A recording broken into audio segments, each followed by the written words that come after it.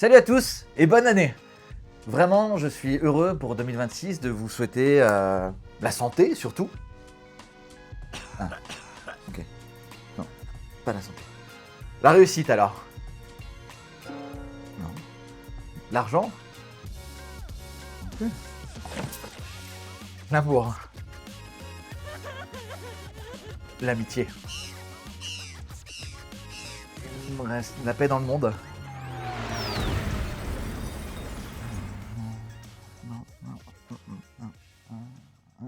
Des bonnes lectures?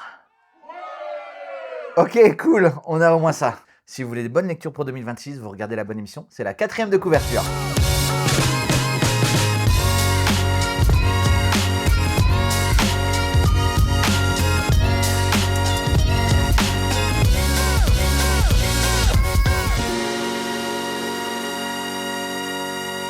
Alors, pour cette nouvelle émission, la première de 2026, j'ai à mes côtés un architecte de formation. Il est également critique d'art, scénariste, storyboarder. Avant tout, passionné par la bande dessinée, le cinéma et l'histoire. Il a scénarisé notamment Albert Einstein et Léonard de Vinci aux éditions 21G. Et c'était la raison pour laquelle on l'a rencontré pour la première fois. Et il signe également sous le pseudonyme de MK. 2 ouvrages, La chair des dieux et dernièrement Isis, les mystères dévoilés aux éditions Graf Zeppelin Tabou. Marwan Kail. Salut Marwan. Bonsoir, Tu David. vas bien? Ça va et toi? Ça va très bien, merci. À ta gauche, Winona, jeune autrice inspirée par sa Bretagne natale, par la nature, les animaux, bercée par l'heroic fantasy. J'ai presque envie de dire que quand on est bretonne, c'est normal. Diplômée de l'école spécialisée Jean Trubert, tu réalises en 2022 tes premiers albums en financement participatif. Il y a 3 ouvrages érotiques. L'Oemed, Non, c'est Primal. Primal. Primal. Et l'Oemed, c'est les ouvrages Ce sont sur des la carnets. nature et les animaux. Exact. On peut en trouver 4. Enfin, on n'en Mhm. trouve plus, en fait, c'est plus disponible. Et dans la foulée, tu publies avec Marwan La chair des dieux et Isis, c'est les mystères dévoilés. Bienvenue à vous deux, bienvenue Gwen, Merci. qui est ton vrai prénom, Gwendoline. Gwen, c'est mon Est-ce qu'on prénom. peut le dire? Oui, on peut Oui, le on peut le dire. dire. Ok. Mais mon pseudo pour l'érotique, c'est Winona. Winona. Pour m'accompagner tout au long de cette émission sur le thème du mystère, des mythes et pleine de surprises, Raphaël Pellissier, Bonsoir. libraire. Pardon, je t'ai coupé. Non, je veux dire bonsoir, ça n'a pas changé, libraire, pas dessinateur, pas scénariste, C'est vrai. mais toujours libraire. Libraire, immense lecteur, adorateur de Bastet. Tu sais qui est Bastet, évidemment. Oui. Et de Ole Kirk Christiansen. Ok, non, j'avais peur de la suite de ta phrase, mais ça va. Tu sais qui c'est? Oui, je pense, à peu près. Non, Vas-y, pas dis-moi. sûr, pas du tout. Le créateur des Lego. Ah, Ah. d'accord. Non, bah non, mais je suis plus. Non, j'avais pas. Mais de Lego, oui. Ouais, bah oui, je sais. Mais du créateur, non. Et Bastet qui est le dieu des chats. Parce Ça, que par tu as contre, quelques chats. Bastet, j'avais. À tous les trois, qu'est-ce que je peux vous souhaiter pour 2026? Je t'en prie. Moi, je souhaite arriver au bout du 2e album avec... Enfin, j'ai hâte de l'avoir pour faire ma première collection. Ok. Personnellement, ma vie sentimentale avance très bien et j'ai envie que ça continue sur cette belle lancée. Voilà. Ah bah on te le souhaite. Voilà. Génial. Donc tu fais partie des exceptions. Moi, je vais pour bien qui en ce tout va moment, aller en bien. fait. Ouais. Le monde s'effondre, moi ça va. Ok, parfait. Marwan, qu'est-ce qu'on te souhaite? Bah, écoute, des joies, des rencontres, et pareil, un peu comme Gwen, qu'on avance sur nos projets et que les projets rencontrent leur public. C'est ce qui compte. Ok. Voilà. Mais vraiment des rencontres, ouais, multiplier les rencontres, qu'on se parle, qu'on ne soit pas tous dans nos polarisés, qu'on essaie de se rencontrer, même quand on n'est pas toujours d'accord. C'est ce que je souhaite pour tout le monde et qu'on essaie de... Voilà. Un monde de la bande dessinée apaisé. Là, normalement, on aurait quasiment tous dû être à Angoulême, tous les 4, avec bien sûr d'autres auteurs. Qu'est-ce que vous en pensez de l'actualité autour d'Angoulême, autour du monde? C'est pas facile hein, comme question. Pardon, j'aurais pas dû commencer comme ça. Bon, moi, je Pris dirais de que Angoulême est une ville exceptionnelle. Il y a le pôle de l'image, les schémas Gélis. La ville a été inscrite à l'UNESCO comme étant la capitale de la bande dessinée. Donc cette ville, indépendamment d'un festival organisé par un prestataire privé, mais avec des fonds publics, reste quand même la capitale de la bande dessinée, avec des Angoumoisins qu'on adore, des commerçants, des habitants. Donc en fait, c'est un festival qu'on aime, c'est une ville qu'on aime. Et si ce festival est mal géré, on espère qu'à l'avenir, il le sera mieux. Et si cette parenthèse permet aux autrices, aux femmes, aux auteurs, à nous tous dans la profession, de rééquilibrer les choses pour aller vers plus de justice et vers plus d'équilibre. Quand les managements ne sont pas à la hauteur de l'enjeu, quand un prestataire privé ne fait pas bien les choses, ben, il faut peut-être passer à autre chose.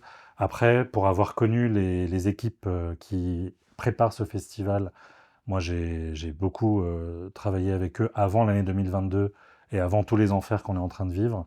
Je sais qu'il y a eu beaucoup de succès, beaucoup de talent sur beaucoup de choses qui ont été faites pour que ce festival rayonne à l'international et qu'il soit vraiment digne de cette capitale de la bande dessinée qu'est la ville d'Angoulême. Après, malheureusement, je sais que, voilà, que les choses ne sont pas à la hauteur. Moi, je suis très content de voir que les autrices ont réussi à faire une fête de la bande dessinée interconnectée sur Mhm. Bruxelles, Toulouse. Mais on espère que la capitale de la bande dessinée restera Angoulême, que l'image de la ville d'Angoulême ne sera pas ternie et que l'image de notre profession ne sera pas ternie à cause d'une mauvaise gestion. Et c'est dommage parce que le management vertical, on a beau parfois avertir les décideurs que des choses ne fonctionnent pas. Là, c'est quand même tragique ce qui s'est passé. C'est inadmissible. Et je pense que si les éditeurs n'ont pas voulu y aller cette année, si les auteurs et les autrices n'ont pas voulu y aller cette année, c'est peut-être qu'à un moment donné, il faut que crever l'abcès, quoi. Mhm.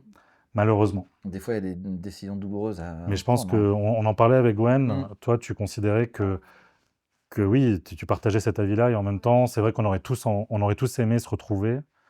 Et c'est la grande fête de la bande dessinée, c'est le festival de Cannes de la bande dessinée, donc on Mhm. a tous des métiers un peu d'ermites, et c'est un peu le moment où on se retrouve tous.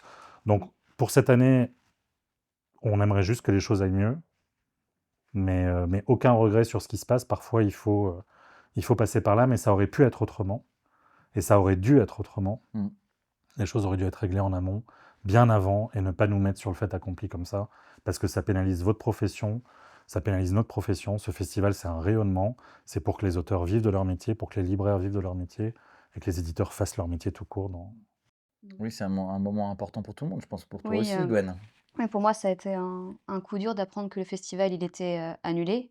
Je comptais beaucoup dessus parce qu'en plus, j'ai calé la sortie de mon album sur Angoulême, enfin la version, érotique et c'est, moi, ça fait peu de temps que je suis vraiment, auteure, Mhm. et invitée à Angoulême, donc du coup, j'ai été à Angoulême la première fois l'année dernière, donc j'étais très contente d'y retourner et là, pour moi, c'est un coup dur, oui. Je comprends que ce soit annulé, mais c'est juste que c'était des mauvaises conditions, mais c'est dur pour moi. Disons que l'année dernière, on a tous eu la boule au ventre, déjà d'apprendre tout ce qui se passait dans les coulisses. Donc déjà l'année dernière, on était tous gênés, C'est horrible, hein. et même l'année Oui. d'avant, Mhm. on en a un peu marre de toutes ces casseroles et de Oui. tous ces scandales à répétition. Donc. Mais on veut faire notre métier, et en tout cas, soutien total aux Girl Code et à toutes les autrices courageuses voilà, qui s'expriment, et on espère que les choses vont rentrer dans l'ordre. Je sais qu'il y a des festivals assez incroyables qui ont lieu en ce moment en France, de Saint-Malo jusqu'à Blois, jusqu'à Lyon BD, jusqu'au Pop Woman Festival, Mhm. qui est un festival magnifique à Reims. Donc j'espère que dans les futurs organisateurs du festival qui prendront le relais, on aura des gens responsables, on aura des remontées d'expérience et des remontées dès qu'il y a des bugs, dès qu'il y a des problèmes, dès qu'il y a des choses graves, aussi graves que ce qu'il y a pu y avoir ces dernières années, que les choses soient tout de suite exprimées pour sécuriser notre profession qui est vraiment en danger. Les auteurs ne vivent pas tous, ne sont pas tous Convenablement de leur Oui. métier. de leur métier, Mhm. et on aimerait maintenant que les vraies questions aussi, la question qui a été soulevée cette année et l'année dernière est une question essentielle post-MeToo, et maintenant il y a aussi la question de la précarisation des auteurs. On aimerait aussi que cette question soit soulevée et que ce genre d'événement qui est important pour beaucoup d'auteurs soit maintenu, mais avec des gens responsables. Et là, les gens ont été, le management a été déplorable et irresponsable. Pas que le management, si je peux me permettre, même la politique Oui. a été terrible dans toute cette affaire. Ouais, j'ai l'impression que tout a été, catastrophique et monté en épingle, Et aux dépens c'est de tout le monde. Au Ouais. final, personne ne sort gagnant. et c'est dommage d'aller jusqu'à l'annulation, moi. Enfin, personnellement, je trouve ça très dur que ça soit allé jusque-là, parce que c'est très important, pour le milieu de la bande dessinée, c'est un événement, c'est comme si Cannes était annulé, c'est dur et on en a besoin en tant qu'auteur, même en Mhm. tant que jeune auteur. Et en Enfin, même temps, on a besoin de faire des contacts. on a besoin de cet électrochoc, je pense, aussi. Peut-être, oui, c'est vrai. Parce que moi, j'ai raté aucun festival d'Angoulême depuis 2006. Mon premier festival d'Angoulême était avec Wolinski. quand Wolinski était Grand Prix. J'ai raté aucun festival d'Angoulême depuis 2006. Et c'est vrai que chaque année, il y a quelque chose qui ne va pas. Donc à un moment donné, il faut peut-être se remettre en question. Et nous-mêmes, auteurs et autrices, est-ce qu'on est d'accord d'assister à un événement où à chaque fois le scandale de l'année en cours vient Ouais. poser problème? Oui, c'est très Et, dommage. et là, cette jeune femme a été maltraitée, elle n'a pas été respectée. C'est une honte pour notre profession. Je pense qu'il faut que nous tous, on se remette en question. Et il faut que l'équipe organisatrice du festival, qui a fait du bon boulot par le passé, sache que s'il y a un management toxique au-dessus, s'il y a eu autant de burn-out, autant de violence, à un moment donné, il faut que les choses changent. Donc moi, cet électrochoc a lieu. Et il y Voilà. a la fête interconnectée de la BD, il y a le grand off qui va avoir lieu à Angoulême. Comme je l'ai dit, Angoulême est la capitale de la bande dessinée. Il n'y a pas que le FIBD. Il y a la Cité internationale de la bande dessinée, où il y a des expos magnifiques. Il y avait eu l'expo consacrée à la science-fiction, qui était magnifique, qui était organisée par la Cité de la bande dessinée Mm. d'Angoulême. Elle était trop belle cette expo. Cette expo était C'était incroyable. magnifique. Elle ne dépend pas uniquement du FIBD. Au contraire, elle dépend même presque pas du tout, puisque la Cité internationale de la bande dessinée d'Angoulême, c'est toute l'année qu'elle fait des événements à Angoulême. Mm. L'école de l'image, les chez Magélis, c'est toute l'année qu'ils font des événements. Angoulême, c'est aussi le festival du film francophone. C'est une ville de festival. C'est la capitale de la bande dessinée, mais c'est une ville de festival. Et donc, je pense qu'Angoulême va se relever de tout ça, mais à condition que les responsables politiques, comme tu l'as dit, et les décisionnaires fassent quelque chose. Et je pense que s'il n'y a pas eu d'édition cette année, c'est très grave, mais la responsabilité, elle va vers ce management toxique. Donc on se souhaite un festival de la bande dessinée d'Angoulême 2027. Oui. Angoulême n'est pas mort. Histoire de Une calibrer la résurrection. sortie de bouquins à ce moment-là, etc. Voilà. On va continuer à parler politique, si vous voulez bien. Moi, Ok. j'adore parler politique quand on Allons-y. est dans la bande dessinée. Vous êtes auteur de bande dessinée érotique. Ce n'est Oui. pas courant dans le milieu de la bande Non. dessinée. Est-ce que justement pour vous, c'est un choix politique que de faire de la bande dessinée érotique, voire pornographique? Est-ce que c'est politique? Est-ce que c'est important de représenter encore les corps dans un monde qui est de plus en plus puritain, qui est de plus en plus pudibond? Est-ce que c'est un choix que vous portez ou est-ce que c'est un peu le hasard des choses qui vous a amené Moi, à c'est réaliser ça? pas. Moi, c'est pas le hasard. J'ai toujours lu de la bande dessinée depuis que j'étais toute petite. Et j'allais dans les rayons BD pour adultes. Ma mère, elle me laissait prendre tout ce que je voulais. Du coup, j'ai lu plein de trucs, un peu trop jeune, je pense. Mais c'était génial. Loisel, Le Grand Pouvoir du Schnickel, plein de trucs. Et ça m'a un peu marqué. Et j'adorais tous ces récits où il y avait des passages érotiques dedans. Pour moi, ça intensifiait complètement le récit et ça m'embarquait, même si j'étais très jeune. Je pense que ça m'a beaucoup imprégné. Et j'ai toujours aimé ça, j'ai toujours aimé dessiner des corps. Donc pour moi, à l'avant, c'est dans les tripes. C'est ce que j'aime dessiner. L'organique, les corps, l'amour, les corps qui s'attirent, l'esprit qui se rencontre. Et du coup, à la base, c'est pas politique chez moi. Après, avec l'ambiance actuelle féministe, la libération des femmes, la parole, on parle beaucoup de sexualité libérée chez les femmes actuellement. C'est dans l'air du temps. Mais peut-être que j'étais un peu influencée par ça et ça m'a permis de me lancer plus facilement. Avant, je me planquais parce que je me rappelle que quand j'ai passé mon diplôme dans l'école de bande dessinée, j'avais dit au professeur, j'ai envie de faire une BD érotique. Et ils m'avaient tous fait, oh là, c'est ton projet? Non, non, fais pas ça. Enfin, limite, ils m'avaient déconseillé de faire ça. D'accord. Et du coup, ça m'avait bloqué là-dessus. Et au final, 4 ans après, qu'est-ce que j'ai fait? J'ai commencé à faire des pin-up et c'est comme ça que ça a pris chez moi, en fait. Ok. Avec d'un côté les animaux, les dessins animaliers, et de l'autre avec l'érotique. Moi, j'adore ce que Gwen décrit dans cette vitalité, cette intensité que peut permettre l'érotique. J'ai adoré le manifeste que Gwen a écrit dans un livre qu'elle a publié qui s'appelle Primal, qui Ouais, est, je pense, toujours disponible. Ouais, c'est celui-là, mais comme c'est en auto-édition, il n'y en a que 500.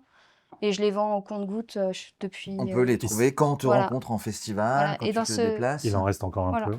J'avais adoré Primal, ouais. Et j'avais expliqué tout, pourquoi je fais de l'érotique. Tu es féministe, mais tu dessines des femmes soumises. J'avais essayé de débunker tout ce qui me passait dans la tête. Comment on peut être féministe et aimer être dominée. Enfin, je m'étais beaucoup intéressée. Il y a beaucoup de femmes qui m'ont fait des textes pour ce... Et à l'inverse, Oui, tu représentes aussi parfois des femmes qui, elles, prennent cette posture de domination. Oui, aussi. En fait, tu évoques aussi toute cette liberté. En fait, en réalité, plus que... Moi, ce que j'avais aimé dans le manifeste de Primal, c'était vraiment... c'était beau, quoi, quand j'ai lu ça. Moi, je dirais que nous ne sommes pas des auteurs ou des autrices ou des artistes d'érotique en tant que tels, puisque Comme Gwen a réalisé un superbe ouvrage sur la nature qui est assez génial, que j'avais adoré, que tu n'as pas encore publié. Comment s'appelait-il cet Gaïa. ouvrage? Gaïa, qui était magnifique, qui pour moi est un ouvrage qui n'est pas érotique, qui est juste sensuel et qui est... Je pense qu'on peut être catégorisé dans un genre, mais Gwendoline n'a pas vocation à être que autrice d'érotique, même si Oui. elle l'assume pleinement.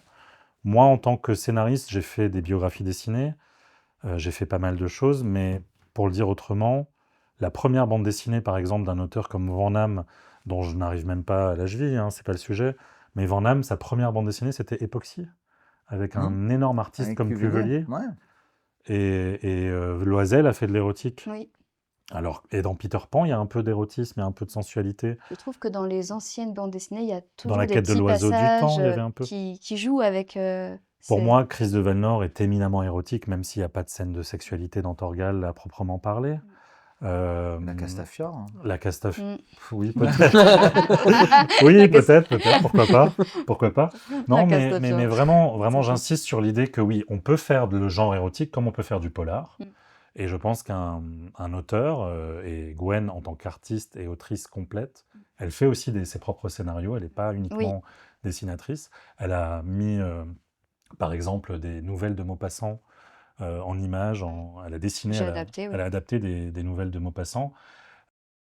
On peut être un écrivain, écrire des romans un peu à l'eau de rose, Mm. écrire des livres un peu jeunesse, et aussi s'autoriser sous pseudonyme de l'érotique Mm. ou du pornographique ou de l'explicite même. Mm. Et c'est vrai que moi j'ai été libraire dans une ancienne vie, à Beyrouth, qui est quand même une ville dans le monde arabe, où il y avait des bandes dessinées érotiques sur les étagères du haut, des bandes dessinées pornographiques même, avec Druna, Manara, qu'on aime tous. Et moi, ce que j'aime aujourd'hui, c'est que les femmes prennent le relais. Je sais qu'il y a parmi les premières bandes dessinées, il y a eu Première fois. Je ne sais Hmm. pas si vous vous souvenez, chez Bien sûr. Delcourt, je crois. Avec Ovidie, enfin deux Ovidie avec. Ovidie, les classes, je Oui. l'ai cité dans... Et ben pour Alors, moi, c'est Première première fois, fois, tu confonds avec Histoire inavouable, je pense. Non, Ovidie, elle a fait Ovidie, aussi. elle n'a fait qu'une petite histoire Elle a fait dans qu'une Première fois, parce que c'est chaque fois des scénaristes il y différents. avait Jérôme Davio, Oui, il y avait Jérôme Davio. Exactement. voilà, il y avait Vince, Mm. il y avait des artistes comme Il y ça, avait Vince qui est... Vatine. Oui, il y en avait il y plein avait de Vatine. dessinateurs Gens, qui faisaient. Et moi, je pense que oui, il y avait Albin Michel qui a été un grand éditeur d'érotique, mais il y a aussi eu Delcourt, il y a aussi eu Glénat qui a fait beaucoup d'érotique. Et je pense que quand on lit El Gocho de Manara chez Casterman, ou de Manara et Pratt, c'est Hugo Pratt qui a Un scénarisé. été indien. Un été indien, c'est éminemment sensuel, sans que ça soit nécessairement érotique. Et je pense que ce que Gwen voulait aussi exprimer, c'est ça. Mm. C'est qu'il y a de l'intensité qu'on peut mettre dans la vie. Mm. La sexualité fait partie de la vie. Si on l'amène bien, il n'y a pas de raison que ça marche pas. J'essaye de redonner enfin, pas de noblesse, mais beaucoup dans les bandes dessinées que j'ai lues érotiques, c'était beaucoup, c'est vrai, écrit par des hommes, scénarisé par des hommes. Et je trouvais ça très beau à regarder, mais ça m'emportait pas forcément. Mm. Je me retrouvais pas du tout dans la personnalité des femmes.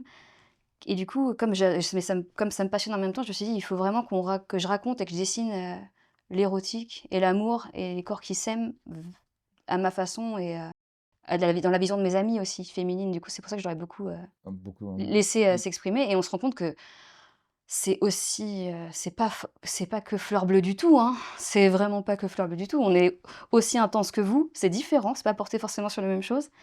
Mais je pense qu'il manquait un peu cette vision crue des femmes Mhm. qui est aussi intense en fait, même si c'est pas forcément amené de la même façon. Et du coup, j'essaye d'amener ça, même si c'est humblement. En Voilà. tout cas, au sein de la maison d'édition Tabou, on a eu la confiance de Thierry, notre éditeur. Les autrices sont incroyables. Moi, j'ai jamais senti autant de bienveillance sur un stand et autant un milieu safe, quoi. Oui. On a Aurélie, rappelle-moi Aurélie qui fait un... Aurélie Loiseau. Aurélie Oui. Loiseau, Elle est sexologue aussi. elle est sexologue aussi. On a des autrices italiennes qui viennent, qui sont invitées. Moi, j'ai senti beaucoup de bienveillance dans ce milieu et je trouve que c'est important de ne pas avoir ce regard, ce male gaze, aussi de découvrir l'érotique par des autrices. Et moi, mon livre préféré en bande dessinée érotique, ça peut paraître Pico, c'est Comtesse, chez Mhm. BDQ. Moi, là, en ce moment, mon livre préféré cette année, c'est pas un livre érotique, c'est aux éditions d'Argo, Charivari, c'est Une obsession de Nina Antico. Moi, j'ai toujours aimé comment l'Inantico nous parle de sexualité. C'est touchant aussi de ne pas être que dans son précaré masculin et de sortir aussi de notre zone de confort. Et moi, c'est pour ça que quand Gwen avait écrit ce manifeste, j'avais été bluffé et j'ai voulu travailler avec elle pour ça. Ok. Érotique, mais culturel quand même, parce qu'il Oui. est question de mythologie. Oui, parce que oui. Pourquoi le placer dans un domaine mythologique? D'abord nordique avec la chair des dieux, puis égyptien avec Isis. Pourquoi ce choix-là? Moi, j'aime bien quand il y a une structure de mythes, de légendes, d'heroic fantasy. Les mythes polythéistes, ils sont magnifiques, il y a tellement de choses à raconter dedans. C'est tellement humain, c'est plein de sentiments qui se confrontent aussi. Enfin, je trouve que ça fait un beau prétexte pour mettre de l'érotique et en parler et l'amener avec des personnages forts qui sont, très habités par, je perds mes mots, mais chaque personnage a un univers quoi, enfin, où ils sont très, stylisés. Il y en a un, Et c'est la haine, l'autre c'est le courage, l'autre c'est l'amour. ok, ouais. Ils incarnent des grandes idées et ils se confrontent entre eux et ça permet vraiment de faire des belles Et choses. tout ça, tu le savais avant, ou est-ce que vous avez fait un travail préparatoire sur Mais, sur les connaissances mythologiques? Marwan, Parce- ouais, Notre- Marwan m'a demandé sur quoi je voulais travailler. Ouais, Voilà. aussi. Et Oui, puis si. notre rencontre avait eu lieu sur ça, je pense. Oui. Tu avais fait un superbe artbook sur les sirènes et un autre sur la mythologie nordique, je crois. Non, j'avais fait Non? un ensemble d'illustrations et tu avais aimé mes illustrations, J'avais adoré celles de la mythologie oui. nordique qui, disons-le, sont impressionnantes au niveau. Je pense que toutes les mythologies du monde parlent de sexualité. Le Cantique des Cantiques dans les évangiles, dans l'Ancien Testament parle de sexualité aussi. Le roi Salomon et la reine de Saba, c'est éminemment sexuel. Même dans nos cultures monothéistes, la sexualité, la sensualité fait partie de la vie. Mais avec Gwen, c'est vrai que c'est tout de suite parti sur cette thématique un peu, on va dire, mythologie nordique Mm. et fantastique, cette idée que le fantastique permettait de faire quelque chose d'assez... Il y a un petit côté super-héros dans les dieux Oui, que j'aime bien. Très clairement. Je suis bêtement en train de chercher mon ex-libris. On va faire une petite parenthèse. D'accord. Si vous êtes présent, c'est parce que vous avez une exposition à la librairie Canapé des Tribules Oui. jusqu'à la fin février. On a également édité un ex-libris, un tirage d'art limité à 80 exemplaires sur un dessin original qu'on verra un petit peu plus tard dans l'émission.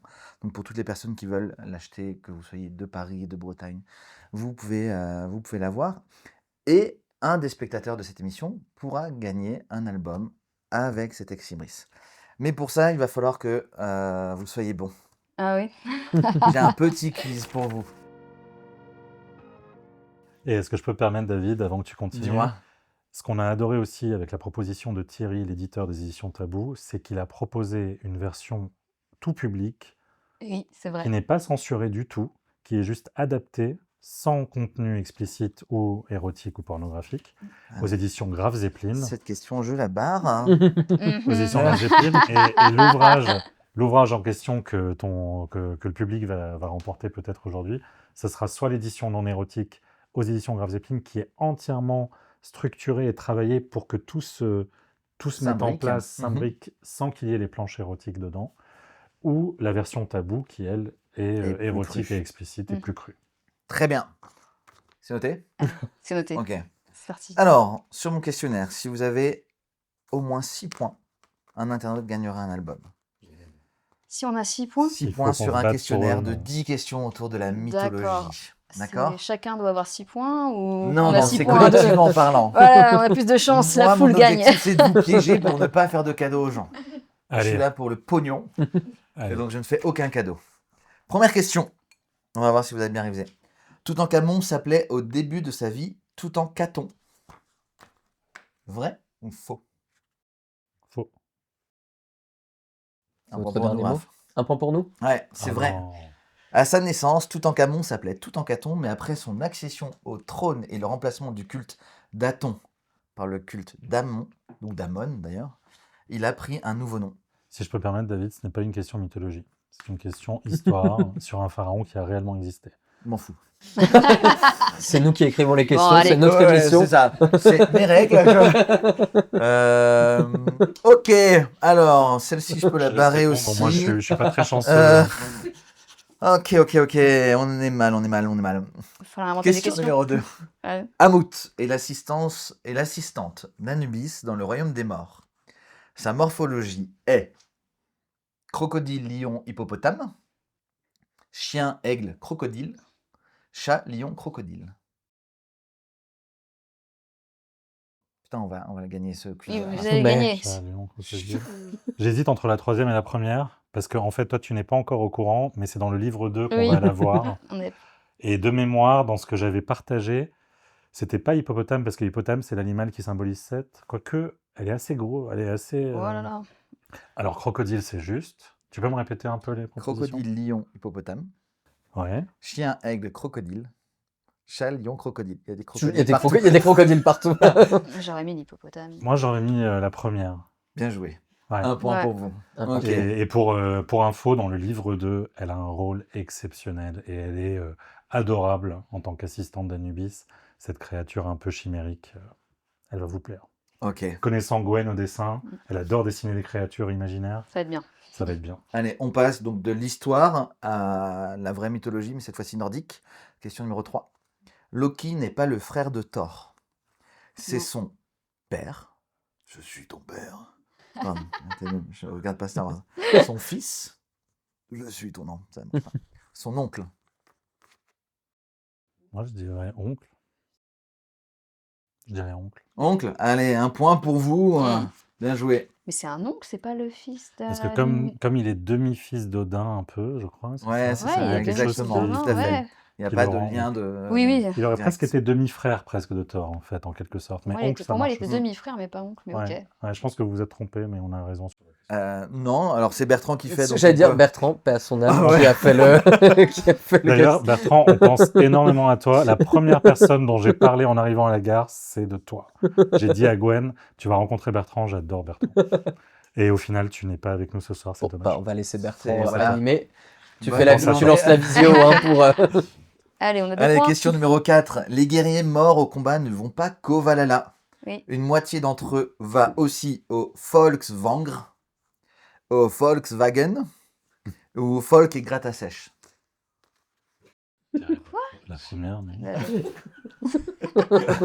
Si vous n'avez pas les jeux de mots, je peux vous les répéter. Ouais, Vas-y. bon, ouais. J'essaie de prendre le bon accent. Vas-y. Le Volkswagen, le Volkswagen, Non. le Folk à gratte sèche. Ah, le premier, quoi, du coup. Je dirais le premier.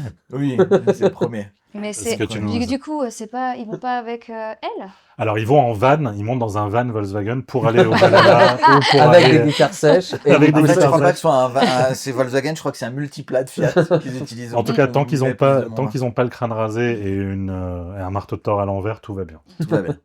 Donc pour l'instant, on est à 4-1. Il domine. Il va falloir sortir des questions compliquées. Hein. Ouf. D'où vient le nom de Pactol? C'est le courtier en assurance de Crésus. C'est le nom du fleuve où Midas se lave les mains. C'est le nom d'un PEL de base dans la Grèce antique. Ah bah, c'est facile parce que les autres sont absurdes. C'est vrai. C'est la 2. Comment D'ailleurs- ça, c'est absurde? Je trouvais ça hyper. Moi, je trouve ça hyper bien écrit quand même. Ouais, Mais oui, grave. c'est marrant. Oui, D'ailleurs, c'est fort l'histoire drôle. est assez exceptionnelle. Ouais. Je sais que sur les réseaux, il y a pas mal de reels qui passent là-dessus, de France Q, de France Culture. Pas France Q, on parle pas d'érotisme. Mais ouais, c'est hyper intéressant sur la question de l'alliage, de la valeur de la monnaie, Mm. de l'or. Voilà. C'était en fait une rivière où il y avait beaucoup d'or. Pas loin de... ouais. Bon, c'est moi qui pose les questions, mais c'est moi qui apprends des choses. Ouais. Allez, question numéro 6. Si vous la gagnez, un lecteur pourra gagner un album offert. Comment a été créée la Voie lactée? C'est Zeus qui éternue un soir de rhume. Non. C'est Hercule qui tète trop fort le sein de Héra. C'est Hermès qui sème des cailloux pour pas se perdre durant une livraison chronopost. Bah, c'est... J'avoue qu'Hermès, c'est tentant. Toi, tu dirais Hercule. Ouais. Ouais, je vois, ouais, bah oui, c'est cohérent, t'as raison. C'est ouais, le côté, ouais, j'avoue. Bah, moi, je partirais là-dessus parce que c'est ce qu'il y a de plus classe, mais Lequel? le 2, c'est Ouais, c'est Hercule qui tète Ouais, trop ouais, fort ouais. le sein de Héra. Ouais, bravo. Exactement. Heureusement que ton intuition... La Voie me l'a- lactée. Bien Ouais. joué. Hein. J'avoue, Donc, j'avoue, Au j'avoue. premier C'est stylé, internaute voilà pourquoi la qui, mythologie. voit cette émission, qui réagit, qui commente, il gagnera un album avec Vous avez Lexi vu, Brice on numéroté est et pour. signé par les auteurs. Allez, on continue quand même, puisqu'on a, Vas-y. on a quelques autres. Question numéro 7, qui n'a plus d'importance. La fin du monde a été évitée grâce à une ligne de pêche qui casse, à un pied pris dans les racines d'un arbre, à un arrêt pipi sur l'autoroute. Évité. Grâce à une ligne de pêche qui casse, un pied pris dans les racines d'un arbre, un arrêt pipi C'est sur un, l'autoroute. c'est un rapport avec Je, notre je sais, travail? je sais pas c'est Donc quel. c'est la racine alors? Ouais, je dirais C'est ça. mythologie nordique. Bah c'est la racine alors. Ou Il y avait un quoique. piège. Et non, c'est pas Non, c'est la l'arbre racine. monde, hein. La fin du monde a été évitée parce que Thor pêchait et voulait choper Bah d'ailleurs, on le raconte dans la chair des dieux où, Le où le serpent? le fameux poisson monde. Jormungand. Ouais, exactement, je ne Nous, voulais on pas l'a le prononcer. nous, Et on l'a sa ligne de raconté de pêche manière un casse peu et plus... ça Ok, a évité ok. la fin du monde, hein. Question numéro 8. L'univers se fait insulter régulièrement par un écureuil, insulté régulièrement par Donald Trump. Vous n'en avez que deux. Aussi. J'ai mis la troisième proposition. À votre avis? Ou écureuil ou Merci. Donald Trump? Ouais, par L'univers? l'écureuil. C'est l'arbre monde avec l'écureuil qui vient Qui régulièrement. vient jacter. Exactement, jacter pour lui Sur dire les toutes les trois saloperies mondes. que les êtres humains disent sur lui. Ça, Enfin, c'est on peut dire que génial. les 2 points sont bons, non? J'adore parce que ce que j'aime dans la mythologie nordique que nous on a travaillé, c'était des trucs assez épiques. Et ce que David réussit à ressortir, c'est des trucs beaucoup plus mignons et Lui, j'aime un bien. peu con, hein. Ah oui, Tu sais, on est un j'adore. peu con. Donc Non mais j'adore. C'est trop Allez, sérieux ce qu'on fait. il m'en reste 2, mais vous avez gagné. Osiris est un puzzle vivant incomplet. Une tortue de mer capable de soutenir la planète Terre sur sa carapace. La mer d'Osis Clair. Moi, j'applaudis déjà la qualité de rédaction de ces questions et c'est le puzzle incomplet. Oh, joli. Oui. J'ai pensé difficile, celle-là. Tu peux nous expliquer pourquoi? Seth, le frère d'Osiris, par jalousie ou par vengeance, parce qu'Osiris avait peut-être eu une relation avec Nephthys, Seth a découpé en morceaux Osiris. Exactement. Et Osiris passe sa vie à Il l'a- récupérer ses morceaux. C'est Isis. C'est Isis, Isis. pardon. C'est Justement, le- c'est c'est tout dans notre album, tout l'enjeu de elle notre... passe son temps à rechercher les morceaux de son mari Et pour le elle recomposer. trouve toutes sauf. Et elle le recompose avec une très belle fellation. C'est pour ça qu'on s'intéresse à l'érotique aussi dans ces mythes. C'est parce que c'est une fellation aussi qui permet la recomposition. De l'homme C'est de souvent sa vie. sexuel, hein, les mythologies. Ouais. Oui. Et vous avez la référence à la mer d'Osis Clair? J'aime bien le jeu de mots, mais je t'avoue que j'aimerais bien que tu nous éclaires un peu parce que là, Ah, on est... l'iris, c'est la partie colorée de l'œil. Ouais, Et le joli. clair, c'est la partie blanche de l'œil. Voilà, c'est C'est nul. beau. On passe un petit peu dans la mythologie japonaise, qui sera peut-être Allez, votre allez. troisième Waouh. série. Allez. Dans la mythologie japonaise, la nuit apparaît pour forcer les dieux à arrêter de persécuter les humains. Ou le soleil revient grâce à une énorme chouille avec plein de stripteaseuses. J'aime bien la deuxième. Sûrement la B. Connaissant Amaterasu qui était un peu coquine, j'aime bien. C'est exactement ça. Le soleil revient grâce à une énorme chouille où il y a plein de stripteaseuses parce que C'est le pas dieu drôle. soleil boudait. Et C'est- donc les autres dieux ont fait une énorme fête. Alors, je suis premier degré, c'est vrai? Ouais, dans la mythologie japonaise, c'est exactement Tu la ça. motives, elle va aller vers le Japon sur le prochain livre. Ah, ok. Bon, bah félicitations, il y a un album à gagner. Bah, bravo à vous pour ces questions, elles Oui. sont géniales, j'adore. Merci Merci. beaucoup. C'est digne d'un talk show américain. Ouais, J'adore. il est temps de passer aux actualités. Ouais, fais-nous découvrir des choses. J'espère. Allez. Parce que bon, on est début janvier, au moment où on tourne cette émission, il y a quand même déjà, après la pause de décembre, il y a déjà eu quand même quelques nouveautés qui reviennent, enfin déjà pas mal de nouveautés qui reviennent sur nos tables, et notamment des très beaux titres. Alors forcément, c'est une petite sélection, hein, on essaye de condenser par rapport à la masse. Mais pour commencer, moi je veux démarrer avec un titre qu'on a tous adoré pour la rentrée, c'est le God Bless America de P.F. Radis. Alors P.F. Radis, c'est déjà un auteur que nous, dont on adore le boulot. Je vous laisse passer si vous voulez regarder aussi. P.F. Radis, c'est un auteur qui a fait une bande dessinée sur l'histoire de Al Capone, et là, il adapte un roman qui s'appelle Le Cherokee. Alors, je n'ai absolument pas lu le roman, mais God Bless America, on est dans ces États-Unis des années 50, ces États-Unis qui... voilà, on est en plein dans la guerre froide, fumer des clopes, c'est plutôt cool et c'est bon pour la santé. Les tueurs en série font leur apparition, et on suit l'histoire d'un shérif d'une petite bourgade qui un jour voit un avion se crasher près de sa ville. Il se rend sur le lieu du crash, et là, quand il arrive, il n'y a absolument plus personne dans le cockpit. Et c'est là que pour lui, la tornade de merde commence, parce que c'est mauvais endroit, mauvais moment. À partir de là, c'est vraiment une sorte d'odyssée quasi hallucinée, où il va tenter de comprendre quels sont les enjeux. En même temps, il y a son passé qui ressurgit, notamment le meurtre de ses parents. C'est le roman noir américain par excellence, c'est trash, c'est gore, c'est jubilatoire, c'est vraiment maîtrisé de bout en bout. En plus avec le dessin de P.F. Radis, enfin ouais, c'est vraiment un pur régal pour les amateurs du genre, hein, parce que ouais, effectivement, c'est même pas ce côté noir. Forcément, on n'y trouvera pas nécessairement son compte. Mais voilà, en plus, c'est édité par Sarbacane, qui je trouve font toujours un super beau boulot Les sur. livres sont toujours J'allais magnifiques. dire, le livre est trop beau. Voilà, Ouais. ils font vraiment un travail sur En sur parlant de l'ouvrage qui est Sarbacane, vraiment mon fantastique. livre de l'année, c'est un bouquin chez Sarbacane, c'est Les filles normales, c'est ça? Alors oui, alors Oui. De tu me ma... parlais de l'autrice, effectivement, Ouais, on de Manon cherche. Debaille. Oui, Et exceptionnel bouquin chez Sarbacane, qui toujours fait des ouvrages assez... très belle sélection. Moi, j'avais vu un extrait génial de cette bande dessinée inspirée de Cherokee, du roman. J'avais vu un extrait où ça parle aussi de l'enjeu sur l'homosexualité qui était réprimée. Il y a une scène très émouvante aussi, enfin, de mémoire. C'est assez génial, ouais. il y a tout Surtout un. ces enjeux de l'époque, Il entre y la a tout un pan, ségrégation. effectivement, avec ce.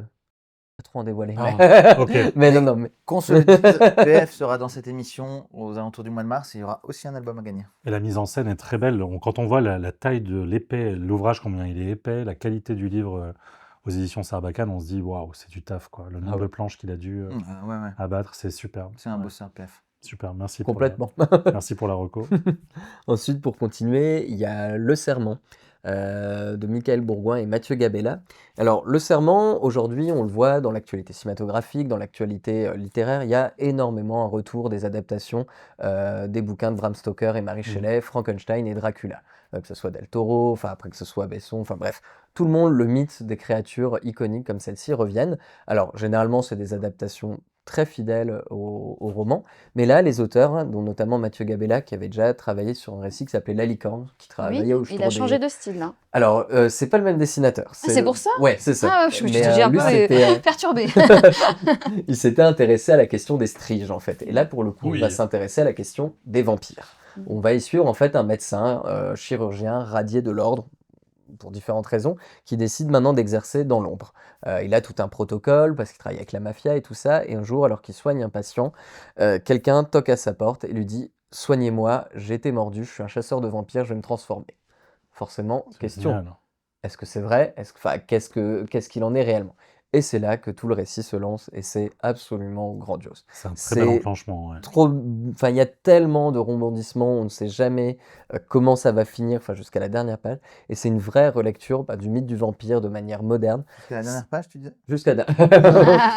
On ne C'est spoil porté pas. par le dessin de Michael Bourgoin, qui est ce grandiose, qui est un dessinateur qu'on ne voit pas très souvent en plus. Et donc ça fait extrêmement plaisir de le revoir là-dessus. Donc ouais, pareil, gros coup de cœur de cette rentrée. Et si je peux me permettre, désolé Non, de te mais très couper bien. dans ta chronique, moi j'ai adoré ce que Kalidor a proposé. C'est pas de la bande dessinée à proprement parler, quoique. Les éditions Kalidor, qui est, je crois que l'éditeur des éditions Kalidor est un éditeur chez Urban Comics.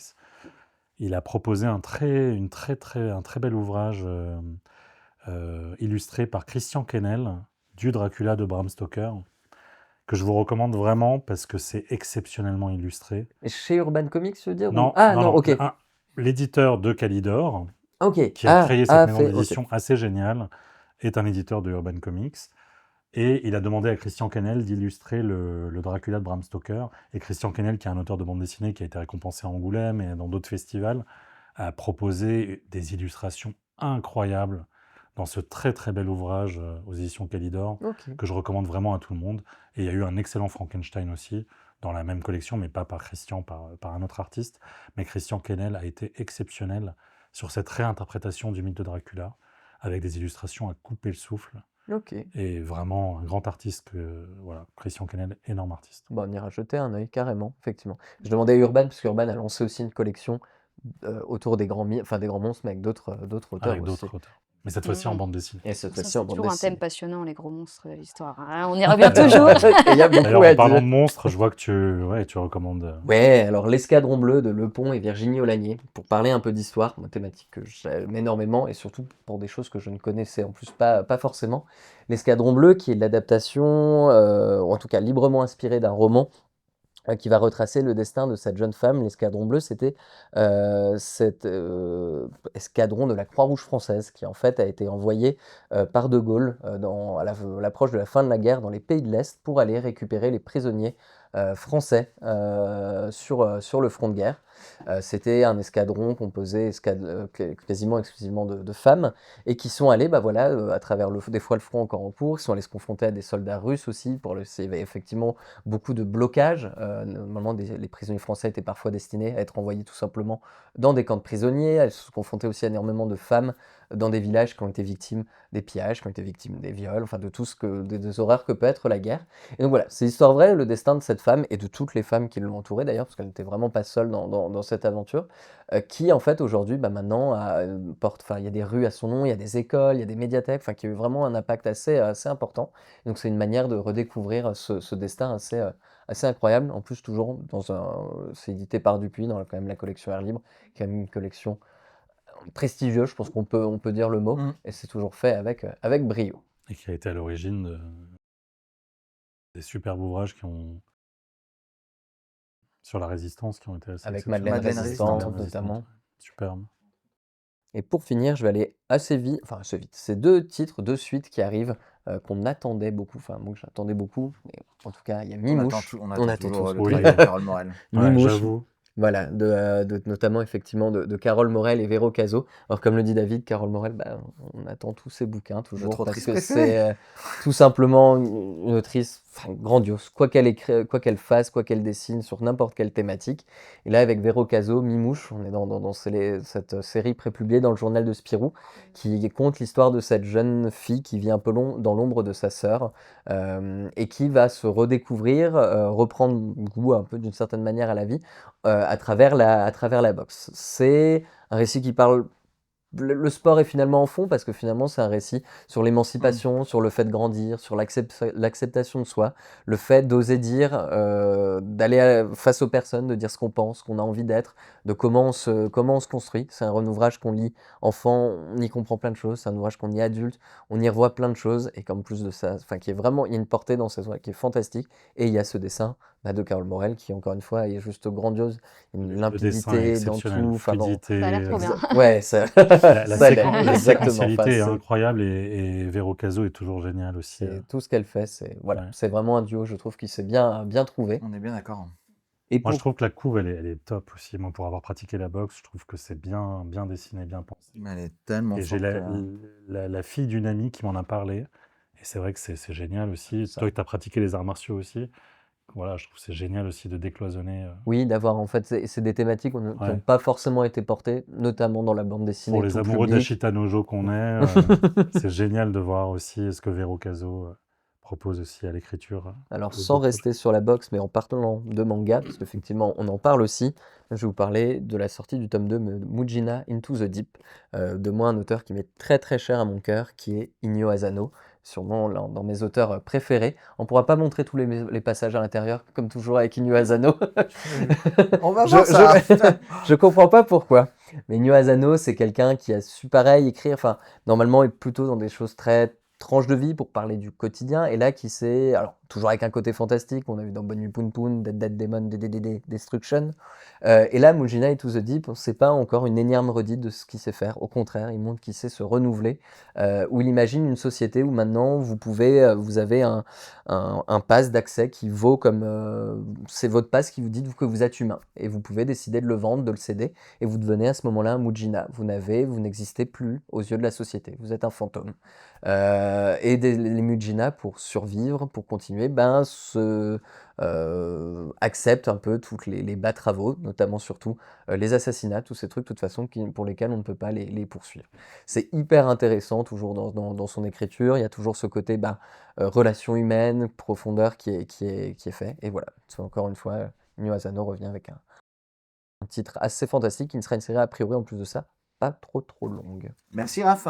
Merci. Moi je vais juste clôturer ta présentation avec un bouquin qui n'est pas encore sorti mais qui va sortir, qui est celui-ci. Je vous le montre également ici.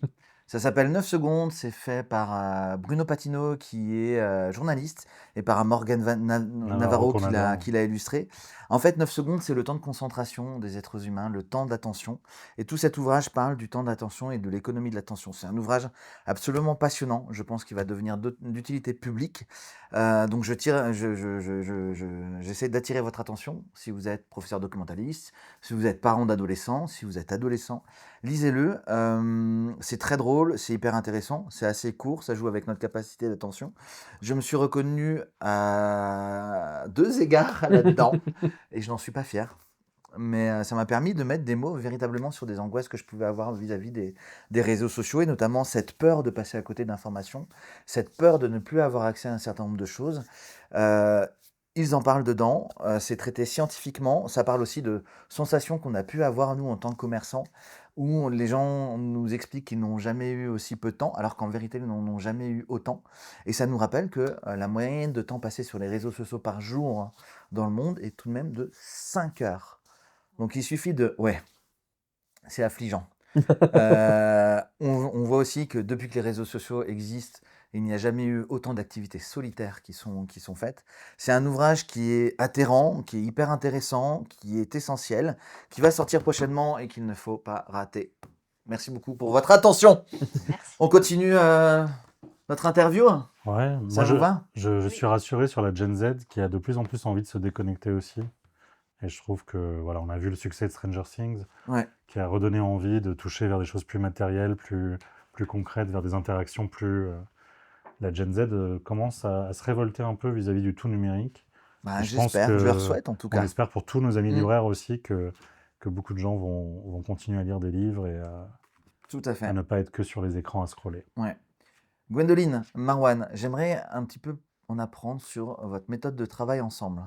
Comment ça se passe? Vous travaillez à distance, il y a un scénariste, une dessinatrice, vous avez un projet commun, comment vous taffez?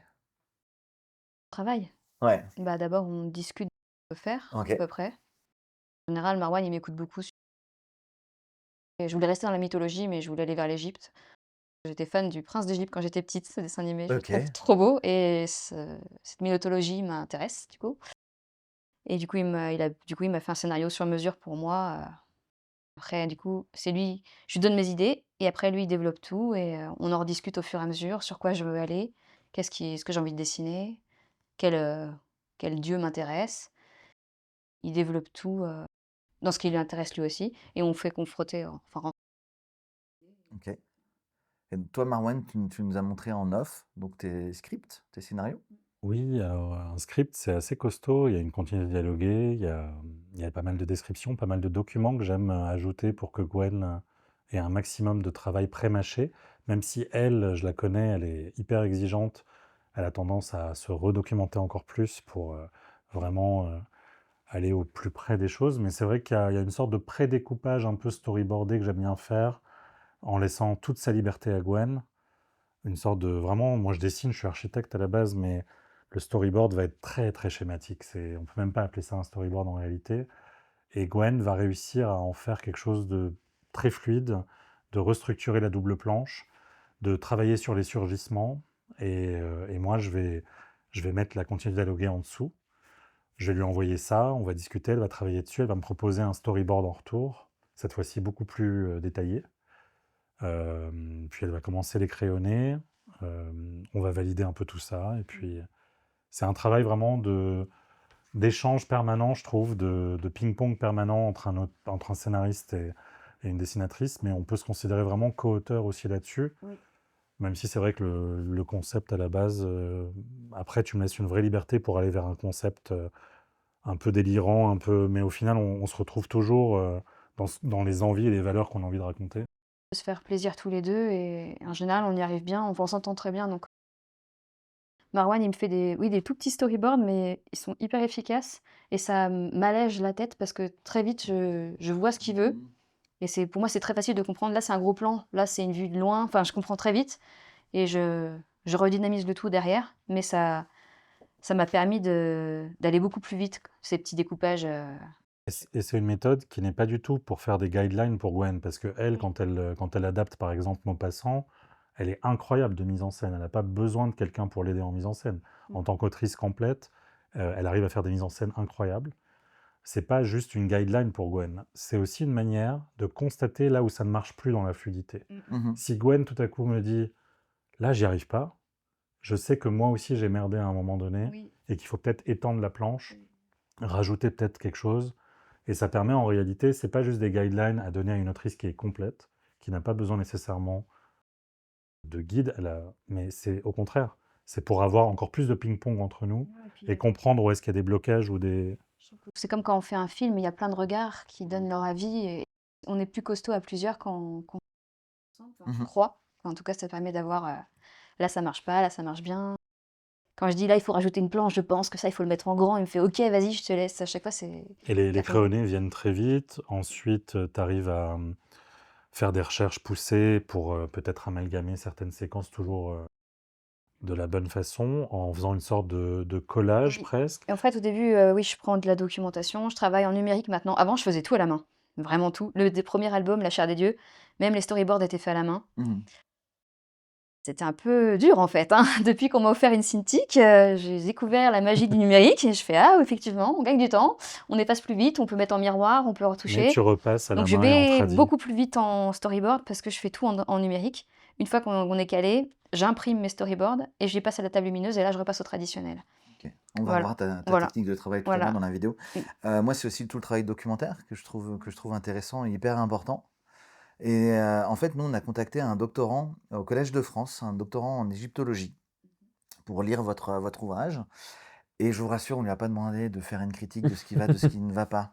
Mais on lui a demandé s'il était en mesure de faire pour vous vos prénoms en hiéroglyphes. Ah, Je vous laisse génial. Ah, découvrir trop ça. classe! Génial. Moi, c'est Alexis, je suis doctorant en égyptologie sur Paris. Et ma spécialité, c'est un petit peu les textes funéraires tardifs. Et donc, on va s'essayer un petit exercice, on va transcrire en hiéroglyphes vos noms, un peu à la manière dont les Égyptiens l'auraient fait à l'époque. Bon, je vais devoir un peu tricher pour certains sons parce que normalement l'Égyptien ne note pas les voyelles. Mais il y a des techniques pour transcrire des noms étrangers, et c'est un peu ce qui va nous servir ici. Eux-mêmes l'avaient fait avec Cléopâtre, par exemple. Alors on va commencer par Marwan, parce que c'est vraiment assez simple de le transcrire. On a un son qui combine ce qu'on appelle des bilitaires, qui va combiner deux sons, le M et le R. Le A n'est pas vraiment noté. Et c'est donc cette OU, mère, complétée par son R d'ailleurs. Pour le son WA, alors là on a vraiment un son très pratique, WA justement. Comme ceci, c'est une sorte de ficelle qu'on va compléter de son signe également, qui est un vautour percnoptère. Et pour le N, c'est voilà ce petit signe assez simple de De la vaguelette. mer. Ouais. Et à la fin en fait du nom, on va mettre un dernier signe qu'on appelle le déterminatif, qui va en fait pas se lire mais juste nous indiquer qu'on est en présence d'un prénom et donc enfin d'un nom et d'un nom masculin particulièrement. C'est un petit bonhomme assis. Bon alors d'ailleurs sur les signes, vous m'excuserez, on est sur une émission de librairie et je ne suis pas calligraphe et ni illustrateur, alors ayez pitié. Alors on va passer à Gwendoline. Alors un peu plus complexe, mais on va quand même avoir des outils, vous allez voir, pour le faire. D'abord, bon, le G, c'est assez simple. On a vraiment, hop là, ce petit support de pot, de vase. Donc le G, avec un OU. Ensuite, on va mettre un N, complété d'un D. Alors le D, c'est cette main, hop là. Donc Gwen, ensuite, donc Gwendo, avec un O, Gwendo. Et alors le L, c'est ma némésis, c'est un lion. Alors je m'excuse pour tous les lions qui regardent cette émission. Ils sont sûrement nombreux, mais je vais essayer de pas trop massacrer ce signe. Mais je vais quand même le massacrer, hein. Je me Pour concentre. une lionne, un lion. Voilà. On va dire que c'est bon, hein. Et donc on va finir avec le Y, c'est ce double signe-là. Et encore un petit N. Et donc là, comme c'est un prénom féminin, on va déterminer tout ce groupe avec la femme assise. Voilà. Et donc voilà, en fait on a nos doubles noms, on aurait pu les transcrire de différentes manières parce que la langue égyptienne nous donne beaucoup d'outils pour le faire, mais ça peut vous donner un exemple un petit peu de ce qu'on peut faire. Merci, ciao. Ouais. Donc c'est une langue qui Merci beaucoup. décompose des sons? C'est Sur ça, les noms exactement. étrangers. Ah, je savais La pas, pierre je de pensais qu'on était Rosette su nous sur apprend des qu'on n'est pas concepts du de mots tout. complets, mais Ouais, non. Merci exactement. beaucoup, merci Oui, à merci. lui. Donc c'est Alexis Zuster, on le rappelle, qui est doctorant au Collège de France en égyptologie, qui nous a fait cette Merci Alexis. super vidéo. Et donc si jamais, on vous la passera, comme ça vous pourrez la garder en souvenir.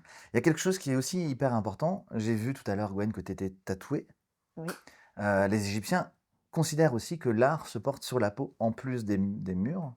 Est-ce que vous êtes dans le même travail? J'imagine que Gwen, toi aussi, le tatouage est un art à part entière. Oui. Toi, Marouane, je ne sais pas, je ne crois pas. C'est... Non, mais je dirais que oui, c'est. J'avais travaillé pour la maison Chanel pendant quelques temps et le fait que Karl Lagerfeld, pour son dernier défilé, ait travaillé sur le thème de Mhm. pour le défilé métier d'art Paris-New York, il avait beaucoup, beaucoup insisté pour que vraiment, indépendamment de l'accessoirisation ou des tenues qu'il avait fait, il avait insisté aussi pour que la question du maquillage ou de tout ça ait un sens. Mais bon, c'est un peu hors sujet peut-être par rapport à ta question sur le tatouage. Mais moi, j'ai un profond respect pour les personnes pour les civilisations et les cultures, qu'elles soient d'Océanie ou de Polynésie, qui s'intéressent à la question du tatouage. Et c'est vrai que Gwen, c'est assez impressionnant ce que j'ai beaucoup d'amis artistes et beaucoup d'amis tatoueurs et c'est beau, quoi. Mm. C'est impressionnant. Eh ben, si c'est beau, on a une spectatrice depuis tout à l'heure, qui est la compagne de Raphaël, qui s'appelle Marion, qui est artiste, qui est tatoueuse. Vous pouvez la retrouver sur Instagram, c'est palindrome TTT. Je le dis bien, il faut le dire comme ça. J'irai Exactement. voir. De toute façon, il y aura le lien, il y aura évidemment des images que vous allez pouvoir retrouver. Pardon? À la Panthère Magique, rue des Trois-Rois, à Mulhouse. En plus, le Et nom de la rue est génial. Marion va venir pour vous tatouer Ah, trop bien. vos prénoms en égyptien. Avec grand Ah, plaisir. pour de vrai? Non, Ah. rassurez-vous. Marion va nous parler un petit peu de ce qu'est le tatouage, de Mm. ce qu'elle fait, de comment elle Trop classe. travaille. Et ça va nous permettre en même temps de découvrir ton travail sur le dessin. Donc Marion, est-ce que tu veux bien venir nous montrer ce que tu fais? C'est ton moment, exactement. Avec grand plaisir. Et moi, j'adore le mot palindrome parce que c'est comme un. Bah, tu viens, Ouais, bah, t'as je me ton sers. stencil, t'as ton petit... De toute façon, il n'est pas définitif. Oui, Très drôle non, que Gwen dise « Ok, vas-y, faire sans un l'aiguille ». bidouillage avec un mari. Et a priori, tu as préparé donc, tous les dessins Mm. faits en avance par Alexis, grâce au prénom. Donc, tu les imprimes sur un stencil, tu protèges la zone sur laquelle tu vas travailler. Alors, normalement, ça se fait avec des aiguilles qui rentrent dans la peau, pas très profondément. Je ne sais pas à quelle... Oui, c'est encore bien repréciser que c'est une mise en scène, on ne tatoue pas dans Voilà. ces conditions. C'est une mise en scène, on ne tatoue jamais dans ces conditions. En n'y a- plus, il n'y a avec pas nos d'aiguille. super jus de pomme, encore moins. Attends, je réfléchis. Et souvent, là, Ben, si c'est pour de vrai, je le conseillerais plus de le faire à l'intérieur du bras vu qu'il est long. Ah oui, c'est vrai que c'est plus simple. Comme ça. Vas-y. Je fais pas partie des chochottes. Aïe. Je rigole. Let's go! Allez. C'est marrant avec le bruit, j'ai le stress du vrai tatouage. Ça déclenche le ah. Mais Marion aussi, elle est stressée comme si c'était un vrai. Comment le dire, mon bricolage? On va laisser Marion travailler sur ton tatouage, Gwen. Oui. Et on a parlé de la technique du scénario, du passage du scénario au dessin. Et j'aimerais qu'on diffuse pour les spectateurs les vidéos que tu nous as envoyées du dessin que tu nous as fait exclusivement pour Lexibris. Numéroté signé à 80 exemplaires dans le commerce. Vous en ferez ce que vous voudrez. Et là, si tu veux bien nous décrire un petit peu ce que tu fais, tu pars d'une feuille blanche, Alors, oui. intégralement blanche, et de là, tu composes. C'est ça? Oui. Bah, j'ai réfléchi à partir de ce que tu m'avais envoyé comme modèle, à trouver une compo qui soit assez dynamique, à utiliser les vides justement de la feuille. Je voulais faire l'héroïne de notre album, parce que c'est la promo de notre sortie, de faire Bien sûr. Yvon Isis, elle est belle, elle a du charme. Je me suis dit. Donc j'ai voulu lui donner une position qui avait de la force, mais qui était un peu envoûtante en même temps. Donc, du coup, je commence. Je prends pas mal de photos de bonnes femmes je peux prendre des danseuses. Sur Internet, je cherche pas mal de photographies de corps pour trouver une position qui m'intéresse. Une fois que j'ai une photo avec un posing qui m'intéresse, je commence mon crayonné. Comme ça, à main levée, en fait, c'est vrai. Là, je pars pas sur une table lumineuse. J'y vais direct. Ça me fait plaisir de faire ça. Ça me détend plus que quand je fais des planches de BD où je décalque mon storyboard. Donc, il y a un petit côté un peu moins créatif quand je décalque mon storyboard.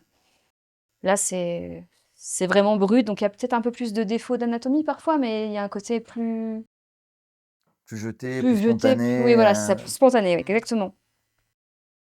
Et du coup, ça me prend un peu de temps de faire ce crayonné. Surtout que souvent, je suis interrompue par ma fille qui me demande des trucs en même temps. On voit que tu t'appliques particulièrement sur le visage. Oui, le visage, c'est important pour transmettre quelque chose, une émotion dans le regard. Enfin, surtout le regard. Il faut essayer de ne pas faire loucher les personnages. C'est très difficile, mais essayer de donner un regard un peu intense.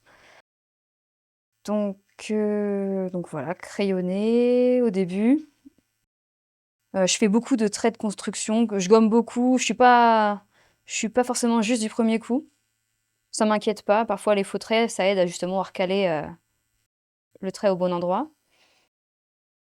Et ensuite, une fois que j'ai bien peaufiné le personnage, je peaufine en appuyant plus avec d'autres crayons de couleur. J'utilise des crayons de couleur Faber-Castell parce qu'ils sont vraiment trop top. Et je commence en léger et après, au fur et à mesure, c'est comme si je sculptais. C'est presque. J'ai tendance à beaucoup appuyer sur le crayon en plus, donc j'ai l'impression que je grave dans mon papier. Ça me donne l'impression de faire ça. Et ensuite, voilà, une fois que j'ai tout posé, je fais monter mon crayonné au fur et à mesure. Je détaille, je détaille, je détaille. Ensuite, je vais mettre la couleur. J'ai choisi pas beaucoup de teintes par rapport au modèle que tu m'avais donné.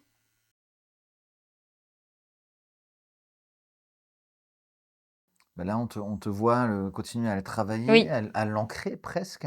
Sauf que oui, c'est un j'encre. crayon plus. C'est comme si j'ancrais au crayon de couleur. Le crayon noir me sert d'encreur. C'est presque un travail d'ancrage, mais au crayon de couleur.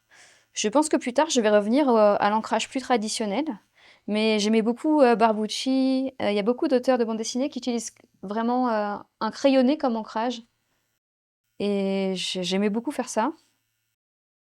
J'ai beaucoup travaillé comme ça ces dernières années, même si maintenant, je pense que je vais peut-être, pour de futurs projets, revenir à de l'ancrage plus old school, plus traditionnel. Oui, parce que en fait, là, les 2 albums dont on a parlé, donc Oui, Isis et La chair des dieux, ils sont entièrement réalisés à la couleur directe. Donc c'est-à-dire oui, que tu appliques sur tes planches, qu'on peut, je le rappelle, voir à la librairie, les couleurs directes. Donc en fait, tu as très peu de possibilités de te rattraper si jamais non. tu te trompes. C'est un exercice particulièrement difficile, mais pourquoi tu le fais? Pourquoi tu te rajoutes des difficultés? T'aimes la couleur? T'aimes Alors, le j'ai travail à j l'aquarelle? j'ai toujours aimé le traditionnel. Je suis très, très attachée. J'étais très réticente à passer au numérique pendant des années. Et en fait, je suis très contente d'être restée au traditionnel maintenant que l'IA est arrivée. Maintenant, je fais yes! Parce qu'en fait, tout le monde me prenait pour une folle avec mes originaux, là, qui s'accumulent. Et j'aime vraiment le papier, j'aime la matière, je suis très à l'ancienne, en fait, vraiment très à l'ancienne. Et ça me permet d'avoir plein d'originaux et une certaine capacité à faire. Enfin, être juste assez rapide, en fait, parce que j'ai pas le droit à l'erreur, Mmh. comme tu dis. Et maintenant, quand je rate, je recommence depuis le début, c'est pas grave. Je me dis, j'ai perdu 6 heures, je recommence, c'est pas si grave. Je dédramatise. Ça m'arrive complètement de rater de A à Z un dessin. La couve, j'ai recommencé 4-5 fois. J'arrivais pas du tout à choisir, en fait. J'ai raté plein de fois et je préfère recommencer un original. Enfin, pour moi, le papier, c'est très satisfaisant. Ça me fait vraiment du bien. C'est comme si je rentrais dans une sorte de transe ou de méditation quand je dessine. OK, Ça me fait vraiment, vraiment du bien. D'ailleurs, quand je suis devenue maman, le fait de ne pas pouvoir dessiner pendant 3-4 mois m'a rendue à moitié folle. Parce que d'accord. j'étais jamais dans cette espèce d'état. C'est comme si c'est dans un monde parallèle quand tu dessines. Tu déconnectes un peu, c'est vraiment une transe. Et le dessiner au papier me l'apporte. Voilà. J'ai moins le même effet quand je suis en waouh! Voilà, petite parenthèse, je crois que Marion vient de terminer Merci! le tatouage. Fantastique, Oui, Marion, merci beaucoup. merci! On te retrouve donc rue des Et Trois Rois à oui, Mulhouse, à Avec, la Panthère Magique. à la Panthère Magique avec Blondin 91 et Shiba Tatoueur, mes super collègues. Génial, on mettra les liens en dessous. Promis, promis, promis. N'hésitez pas à regarder ce que fait Marion. Elle a vraiment un super style. Elle ne fait pas d'égyptologie en général. Elle fait plein d'autres choses. Dépêchez-vous de booker des dates avec elle. Bientôt, elle sera plus disponible ou elle sera trop chère pour les gens comme nous. Donc profitez-en. Pour les gens Merci qui- encore Marion. C'est Merci, vraiment Marion. génial. On continue de regarder la vidéo. J'aimerais juste encore qu'on parle un petit peu de la couleur et notamment de Oui, cette phase où tu appliques un bleu très puissant autour de ton personnage. oui. Et puis après, tu passes sur des choses un peu plus légères pour les ailes et le. Oui, bah, je voulais qu'il y ait un c'est parce que tu m'as donné un exemple, tu m'as dit qu'avec peu de couleurs et je trouvais ça très beau. C'est un exemple de quel auteur? De Frédéric Famchuang. C'était super beau avec ce rouge, bien bien intense et moi comme, le bleu égyptien comme ça et ça fait beaucoup il est beaucoup présent dans l'album, je me suis dit: «Voilà, je vais reprendre, le même concept». Du coup, j'ai fait ce bleu à la gouache pour que ce soit bien bien flashy, bien couvrant et après je suis repartie sur, l'aquarelle comme ma technique d'album, en fait. On voit ma palette d'ailleurs dans la Mhm. vidéo. C'est des encres aquarelles. On a une séquence dans la bande dessinée où on parle de cette couleur bleue qui est très importante pour moi. Je pense que le lapis lazuli est une couleur extrêmement importante dans l'Égypte antique et qui, du mythe d'Isis, cette fameuse déesse qui a protégé son fils et qui a reconstitué son époux, on est arrivé vers la trinité qui ensuite est devenue celle de Melkart, Astarté et Baal dans la mythologie phénicienne. Ishtar aussi a repris cette dynamique du lapis lazuli. Donc dans Mm. toutes les mythologies du Proche-Orient, jusqu'au christianisme, le lapis lazuli va être la couleur de la virginité, de la Vierge aussi, de la mer. Les peintres flamands vont reprendre des pigments issus de lapis lazuli pour faire le bleu marial. Donc ce bleu-là, il est très puissant. Et cette déesse qui est une déesse mère un peu, on a vraiment tenu à ce que ça soit aussi un marqueur entre l'or du soleil qu'elle a réussi à... Parce qu'Isis est une déesse qui a triché avec le soleil, elle a réussi à lui voler son nom.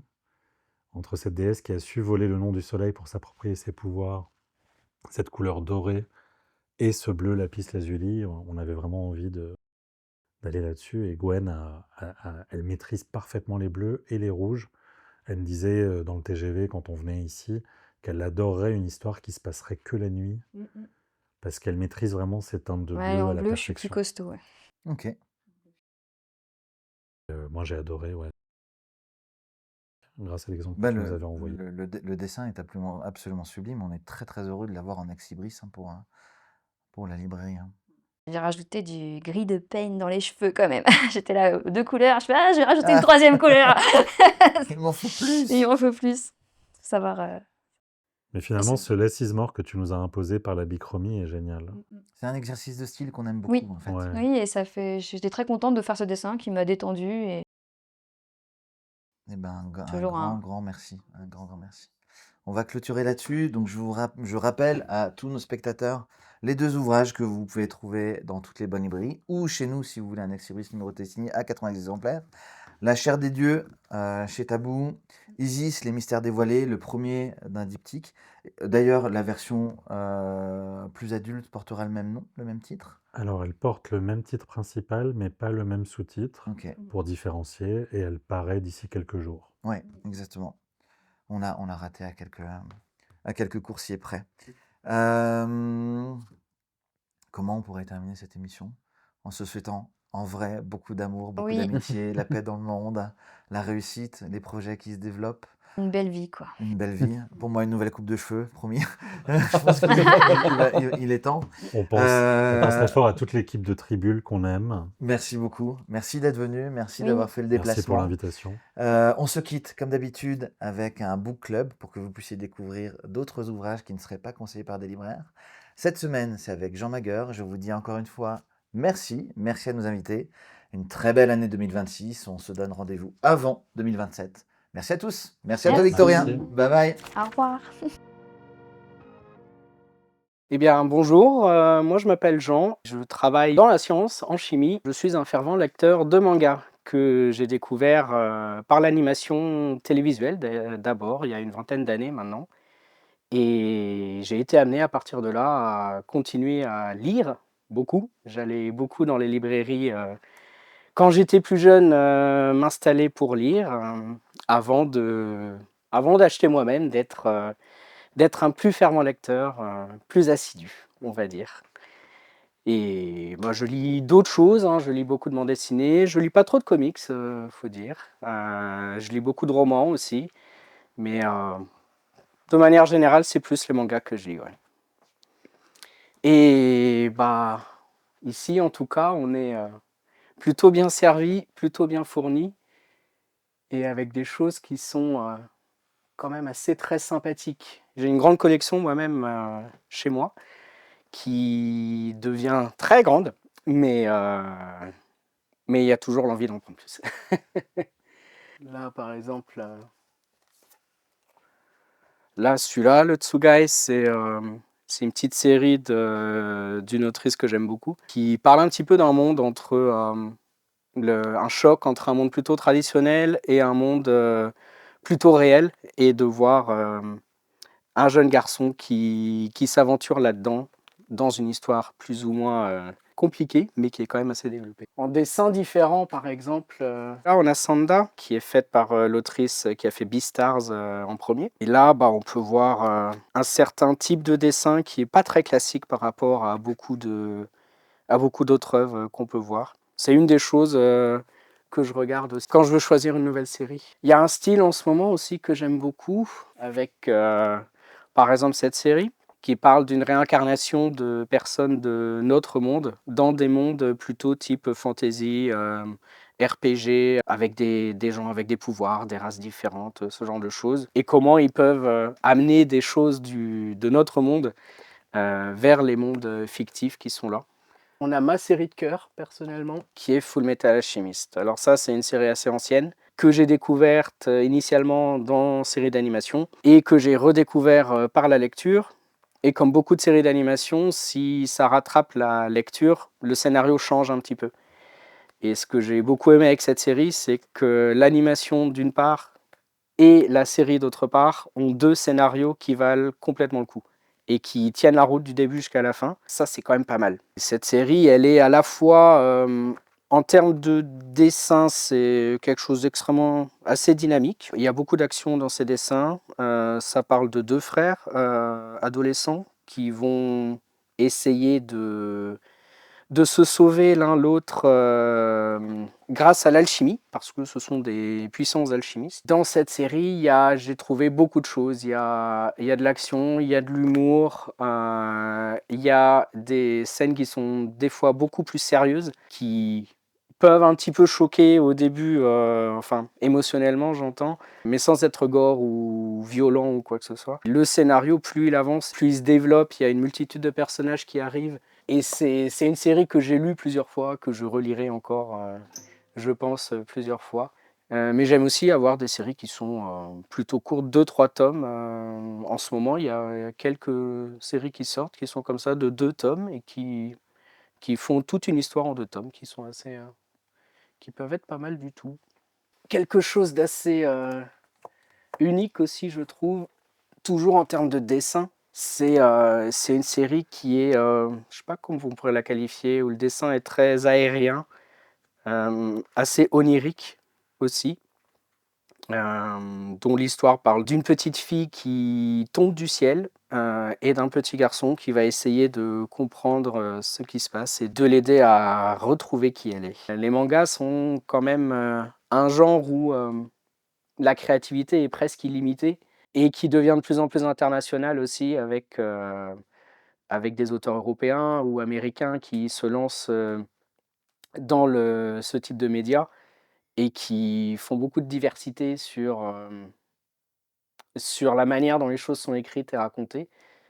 Et c'est toujours plaisant de découvrir beaucoup de choses.